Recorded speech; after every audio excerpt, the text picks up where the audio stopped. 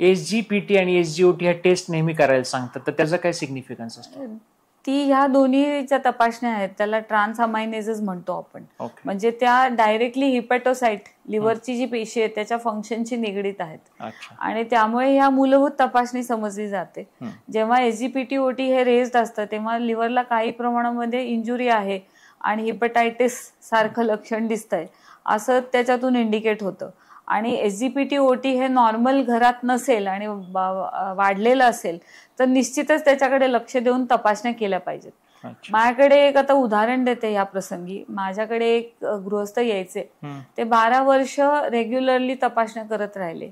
त्यांच्या कंपनीमध्ये annual health check मध्ये त्या तपासण्या व्हायच्या. त्यांच्याकडे एक व्यवस्थित टेबल होतं SGPT वाढल्याचं, परंतु त्याच्याकडे कोणीच बघितलं नव्हतं. ज्या क्षणी त्यांच्या मुलाचं SGPT वाढल्यामुळे त्यांना माझ्याकडे पाठवण्यात आलं तेव्हा त्यांना लक्षात आलं की अरे माझं पण वाढलेलं आहे.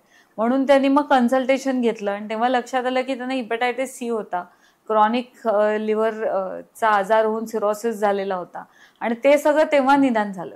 सो त्यामुळे SGPT-OT थोड्या प्रमाणात जरी वाढलेलं असलं तरी त्याच्याकडे लक्ष देऊन त्याच्या पुढच्या तपासण्या का वाढलंय ही कारण मीमांसा होणं फार आवश्यक आहे.